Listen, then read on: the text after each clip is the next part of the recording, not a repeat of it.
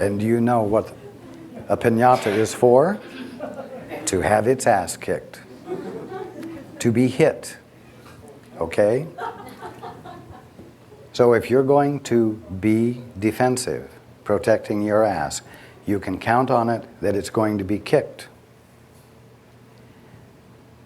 When I said that to him, he got the picture. In fact, in his mind, the piñata was the shape of an ass. And he thought he had gotten the full meaning.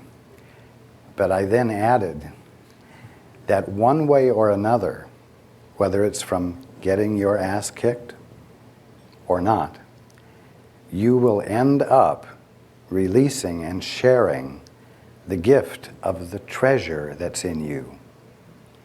Because a piñata, no matter what shape it's in, has a treasure in it. And the purpose is for the treasure to be shared. Sooner or later, you're going to be brought to the point where you will engage gratitude and make the gift that heals to the situation. You see? I feel where I am presently that people don't want the treasure that I have to offer. Oh, it doesn't matter whether they want it. Let them trip over it. Let them slip on it. Let them stumble. Sooner or later, even if it's in the process of trying to clean it up, they're going to notice that it's candy. Oh my God. Don't. Don't withhold your treasure. Because the moment you do, you become an attractive asshole.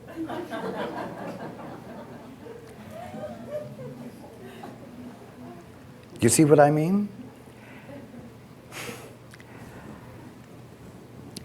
Just give the gift.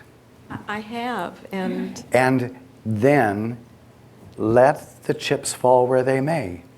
It doesn't matter whether they pick it up. It doesn't matter whether they've discovered. At least something worthy of discovery is underfoot. But you know what? You haven't stifled the Christ of you. You haven't stifled your divinity. You haven't stifled your love by withholding it. You've given it, whether it's received or not.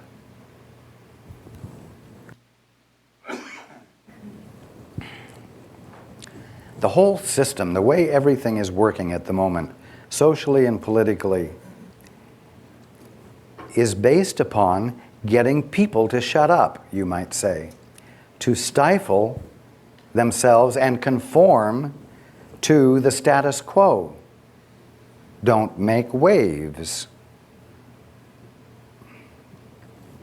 It's no wonder no one wants to wake up, because they're going to change, and the way they change is going to make ripples of change, and why, you might get killed doing that, because nobody wants to change.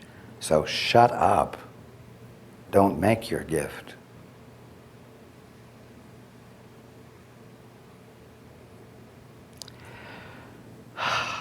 You've got to make the gift.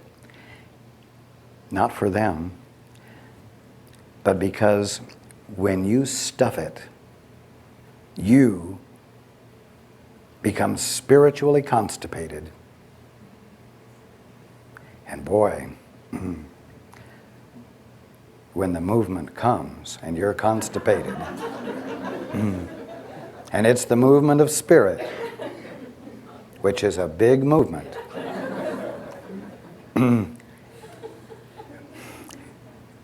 it's not going to feel comfortable as long as you're trying to hold on to your you-know-what. Make the gift. If for no other reason than to keep the channel through which the gift comes clear and comfortable and allowing for ongoing easy movements. Make the gift. not to change anyone. I'll tell you something else. I'll tell you all. If you make the gift of the very best in you, and you aren't making the gift for a purpose,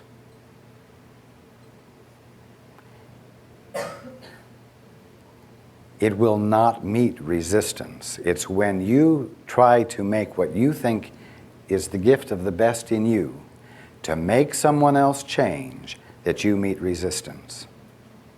How many people complain when a rose blooms?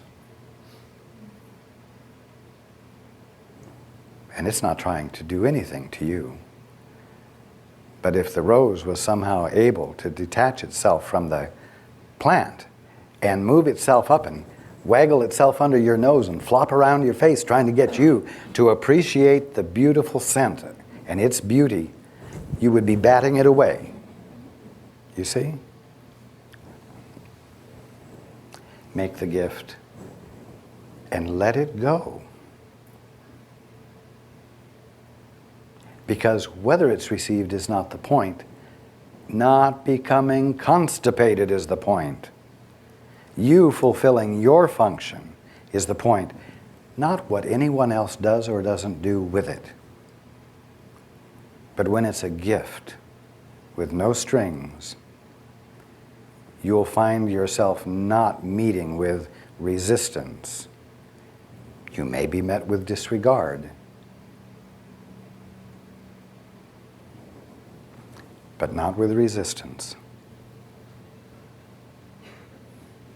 And when I'm not giving my gift, because it isn't received, then I don't know what to do.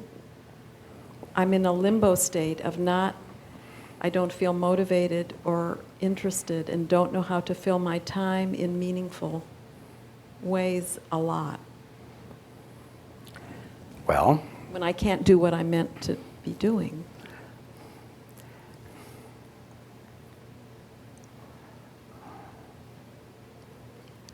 if you came into a room of people, let us say at a party, and everyone was talking physics, something which you have no capacity to join in on, but you come in with a gift to share, what does your common sense tell you to do? What would you feel like doing? Turn on the music and let's dance.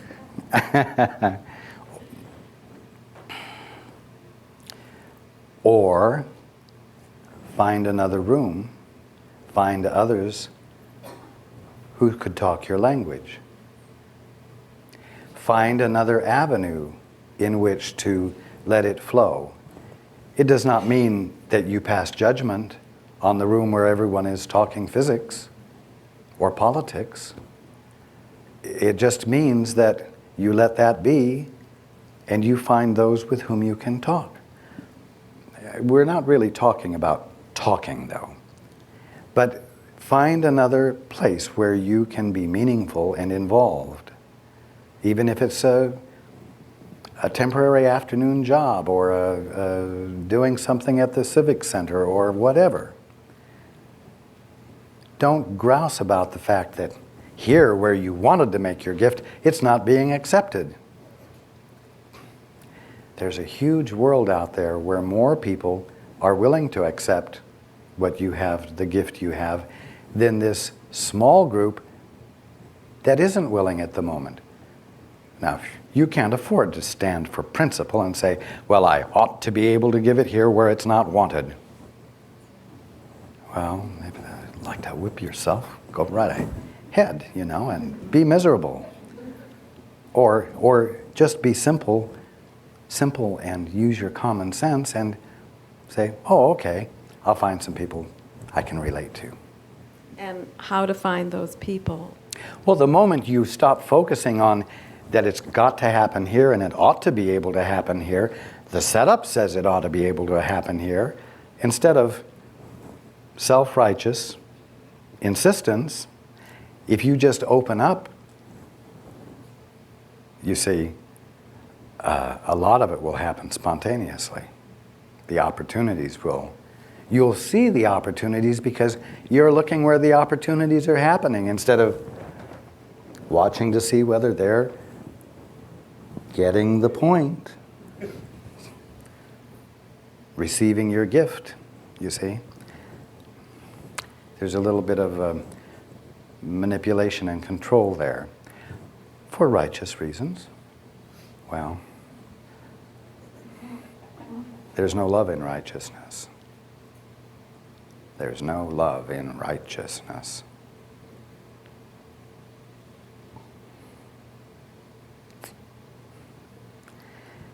So, I hope to hear you say that you are really enjoying Port Townsend.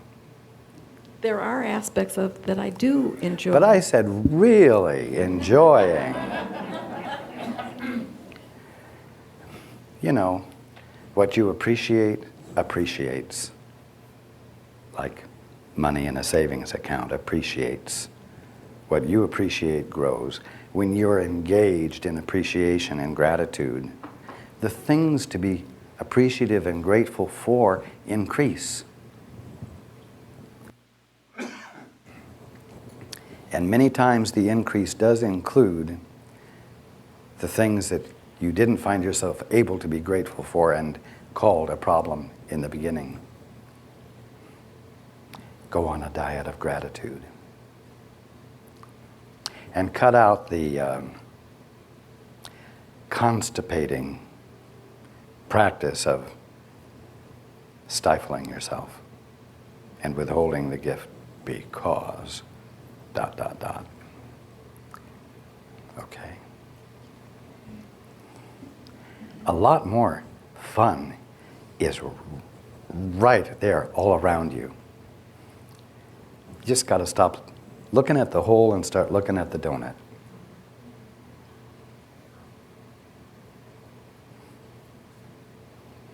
Okay. Hands. In the second row on the end here.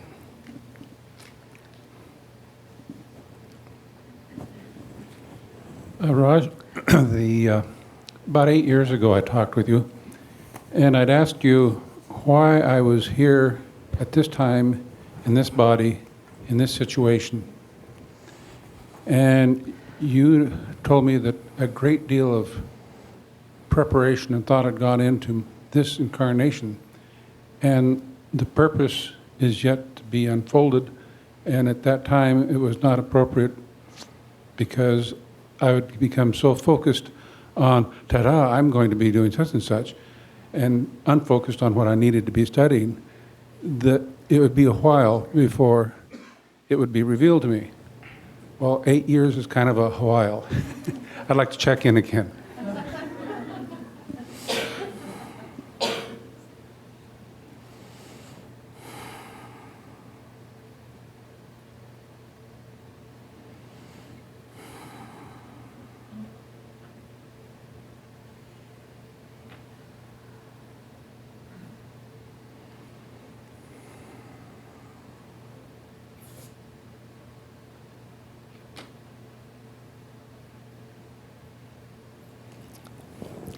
I still cannot share with you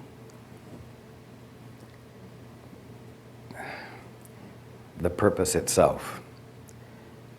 But what I can share with you is that by your very being, which you are being without thought, in other words, you are just being it without having reasoned out why you're being it. You are, for lack of better words, holding a tone.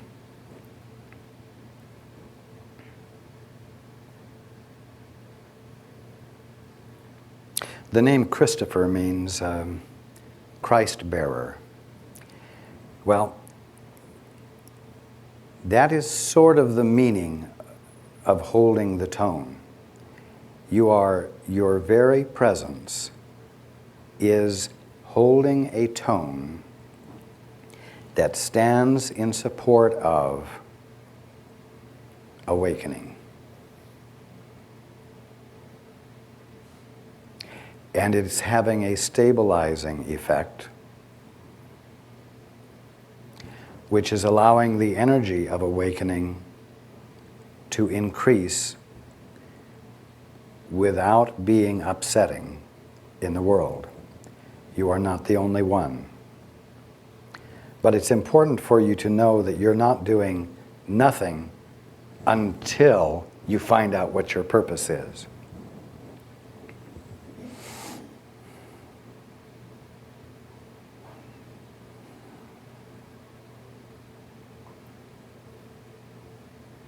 Just a moment.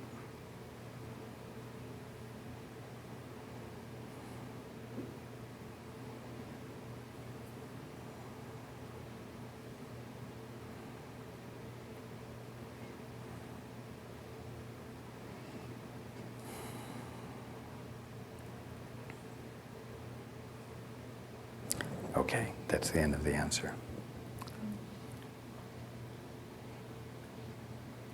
Is there anything I can do to expedite it?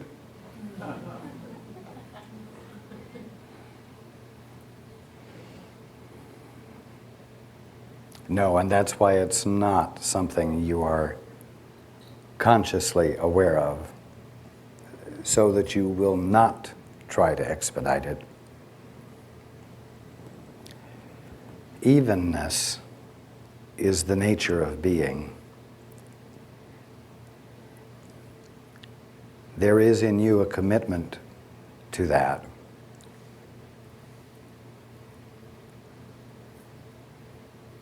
You are not inclined to be uneven, I will put it that way. And so you become a natural supporter of the evenness, and therefore a carrier of the tone, you might say. You don't want to mess with it. You don't want to crank the volume up.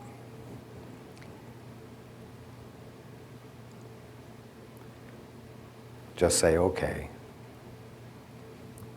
to things as they are.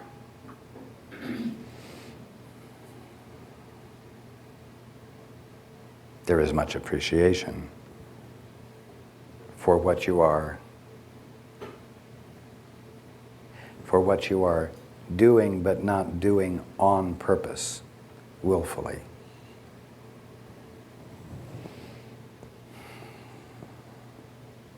That's the end of the answer. Thank you. You are welcome. Hands?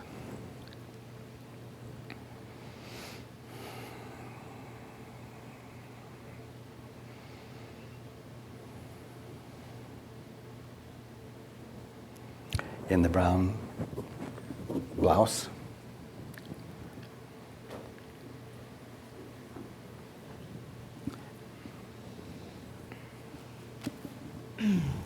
Hello. My question is, I went to Peru to study a very powerful healing system. And at that time, I made a commitment, dedicated myself to that to come to fruition in the States and helping people. And I found a vision that I never really knew you could be so dedicated to something and feel so wonderful about it.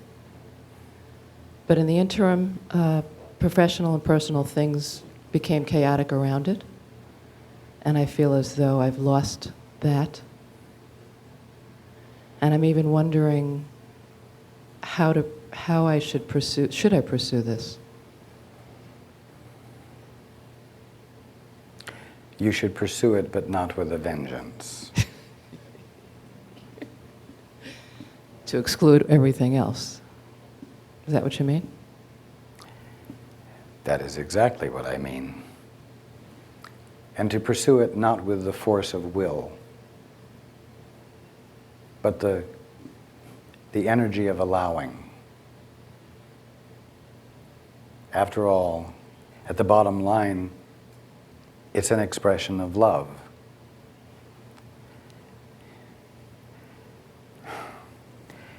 And there's just no way to force love on anyone. And there's no way to force love to do its work. You must become the handmaiden of love. Isn't that what saying yes to God means? It's saying, thy will be done.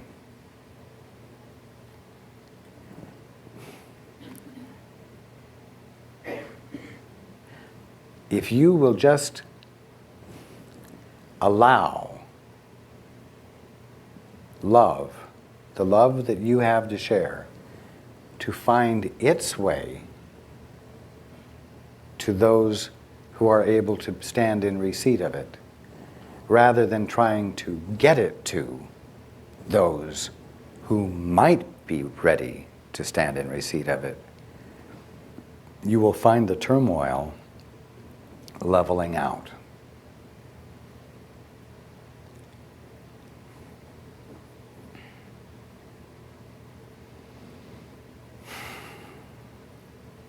It's that simple. What about this self-doubt that has come to bite me on my piñata?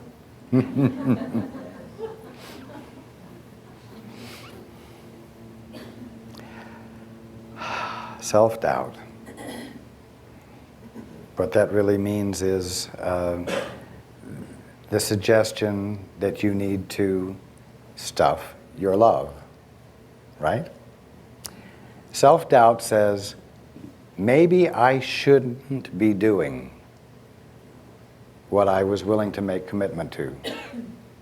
Maybe my motives were wrong. There is self-doubt always causes you to withdraw your gift. Well, if Paul wishes to feel the love of God, he has to let the love of God be extended to someone else, and in the process, he gets it.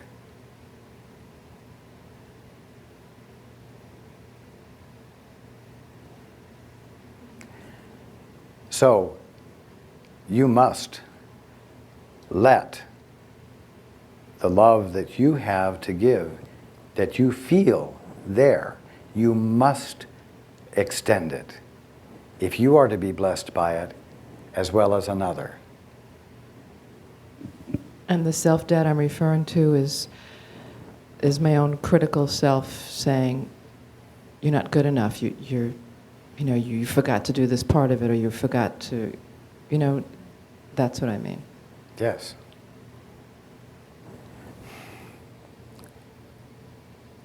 Self-doubt always causes you to arrive at a conclusion that you're not equal to something. And if you're not equal to something, then you better not step out and extend. You see, it says to you, you must stuff it. But what that means is that you block yourself from experiencing God's love because you have decided not to extend it to another and thereby stand in receipt of it yourself. You want to know something, everybody? You can't really feel God's love until you're willing to pass it on. And the willingness to pass it on has to come first before you're going to feel it yourself. God's love is always embracing you. It's the very substance of you, of your being. But when you don't extend it, you're stifling it in you, and you won't feel it. If you're having a down day, If you are miserable with yourself, find someone to love. I don't feel like loving anyone. I'm miserable. There's no love in me. Well, you're right. Find someone to love and make the gift, and you'll find that it's in you. You can't have a private relationship with God. You cannot have a private relationship with God where you pal around with Him and get all the goodies, and your poor sister-in-law or your bastard husband are losing out, miserable souls that they are. No, you can't have a private relationship with God. If you want to feel His love, you've got to be loving. You've got to extend it. There has to be a willingness to give. And although you can play it safe and find lovable things to love, the greatest gift you can give yourself is to love the unlovable. To find a way to love the unlovable. But either way, you're not going to feel well. You're going to be miserable as long as you don't make the gift. And as long as you don't make the gift and you have turned into a piñata, then you can count on it that your door will be knocked on and huffed and puffed until it blows down. And your gift is made in spite of you. But that's the hard way. And there's no requirement, especially since you know the answer now.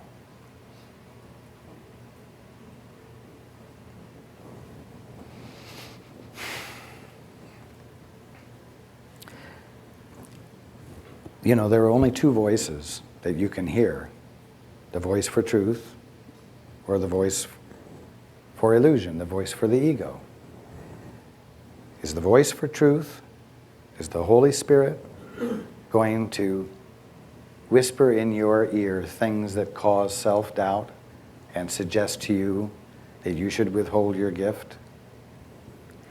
Well, then don't under any circumstances validate the whispers in your mental ear that undermine your ability to appreciate yourself. Because you know what, and I don't mean this, I mean this in the most practical sense, not in an absolute sense. You know what, no matter how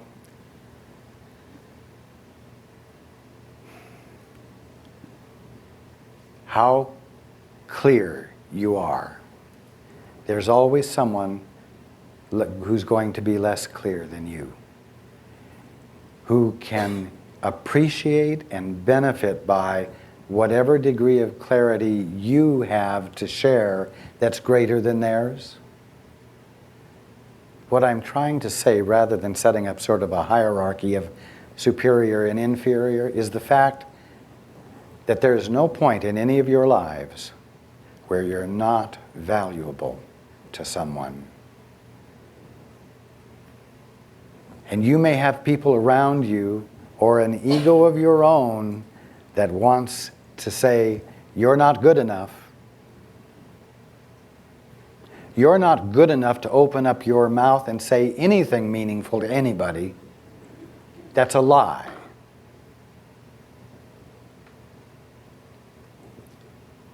There's someone who may only be a foot behind you, but they don't see how to traverse that foot, and you do. And your ability to share with them how to traverse that foot makes all the difference in their life. Every single one of you at every single moment is in a position that is meaningful and helpful to someone else, find that someone else and make the gift.